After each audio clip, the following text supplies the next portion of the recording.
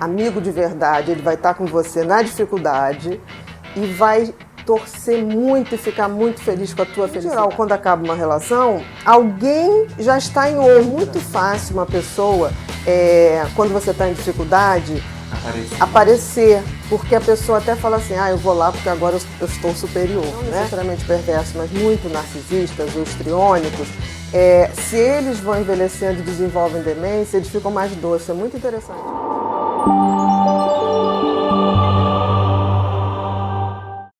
Tudo bom, Bia? Tudo ótimo. Há pouco tempo você fez uma postagem que houve bastante reflexão. E eu trouxe esse tema justamente para a gente refletir. Qual foi? O casal é conhecido no divórcio, os irmãos na herança, os filhos na velhice e os amigos na dificuldade. É interessante isso. Quando eu fiz essa postagem, deu uma repercussão muito grande, as pessoas se engajaram mesmo, dando opinião. A grande maioria, assim, 80% concordou, 20% discordou parcialmente e teve gente que discordou totalmente. O que eu achei ótimo, porque reflete que todo mundo tem sua opinião.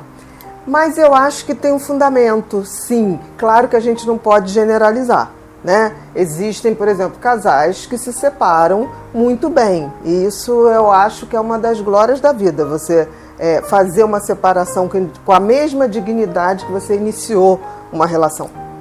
Agora, na grande maioria das vezes, o que a gente vê é o casal, na hora do divórcio, um querer passar a culpa para o outro, e aí se tiver filhos, tem a coisa da alienação parental, tem aquela confusão toda. Não há esse investimento familiar. Fica uma coisa complicada, porque em geral, quando acaba uma relação, alguém já está em outra, né? E aí não há essa verdade, né? Não há esse zelo que houve no início. Então, muitas vezes acontece, e eu costumo dizer para meus pacientes, cuidado que numa separação, se não for amigável, se não for bacana, quem ganha é o advogado, nunca o casal, nunca a família. Então, tentar sempre fazer uma separação mais bacana, mas é difícil. O outro foi os irmãos. Os irmãos na herança. Olha, isso me lembra muito aquela peça maravilhosa do Miguel Falabella, que foi A Partilha, né? Em geral, os irmãos se dão muito bem, mas na hora que os pais falecem, tem que ter uma divisão de bens, pode ser que muitos mostrem um lado mais mesquinho, mais possessivo. Então, eu acho que é uma coisa para a gente também estar muito atento. Refletir mais. Refletir. Agora, eu acho que todas as pessoas dão sinais antes, não é só nessa hora. Eu acho que nessa hora fica mais explícito o nosso lado negativo, porque como ser humano nós temos lado positivo e lado negativo.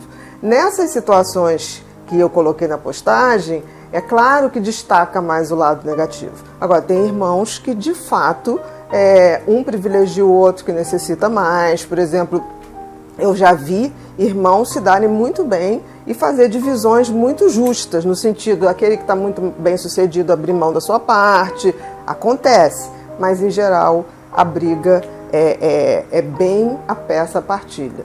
O outro foi os filhos na velhice. Pois é, isso teve muita gente discordando. Em geral, as pessoas colocaram muito assim, que os filhos na velhice dependem muito do que foram os pais para esses filhos. Eu acho que existe uma norma, uma regra geral, que bons pais geram bons filhos. Mas tem exceções. Tem pais que foram péssimos pais e vão ter filhos que vão amparar eles muito bem, obrigado. E tem pais que foram excelentes pais e que não vão ter esse amparo em relação aos seus filhos.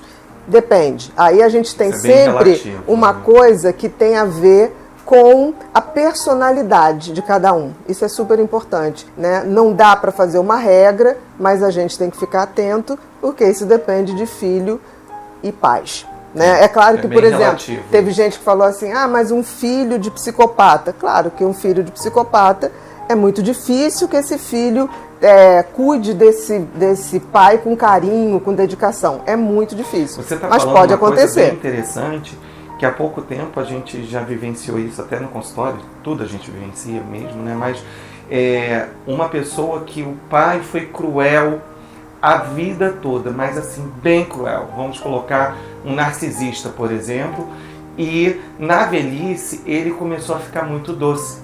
E você teve a percepção de que ele estava tendo um quadro de Alzheimer ou estava entrando numa demência. E foi o melhor momento para esse filho curtir esse pai. É interessante que pais e mães assim narcisistas, não necessariamente perversos, mas muito narcisistas ou histriônicos, se eles vão envelhecendo e desenvolvem demência, eles ficam mais doces. É muito interessante. E me parece que é algo que a natureza meio que programa, que é quando os filhos se reencontram com esses pais ou com essas mães. E por fim tem os amigos, né? Os amigos. Nas dificuldades. Eu diria o seguinte, a gente encontra amigos, a gente vê amigos na dificuldade, né? Aquela pessoa que cuida, aquela pessoa que te ampara. Mas eu acho que em relação aos amigos tem dois aspectos. Amigo de verdade, ele vai estar com você na dificuldade e vai torcer muito e ficar muito feliz com a tua felicidade. Porque é muito fácil uma pessoa, quando você está em dificuldade, aparecer. Porque a pessoa até fala assim, eu vou lá porque agora eu estou superior, né? É mais fácil, a não ser que seja uma pessoa perversa, mas em princípio a pessoa estende a mão. Agora, quando a gente tem um amigo que está brilhando, que está numa fase muito boa, difícil eu acho receber um elogio, a pessoa tá perto. E a pessoa vibrar realmente, do tipo assim, estou feliz por você. Eu acho que a amizade ele tem esses dois aspectos. O grande amigo sabe ver a felicidade do outro. Exatamente. Bia, quero te agradecer. Um tema lindo para a gente refletir realmente. Com certeza. Tem as exceções, mas é para a gente observar. Obrigado. Nada.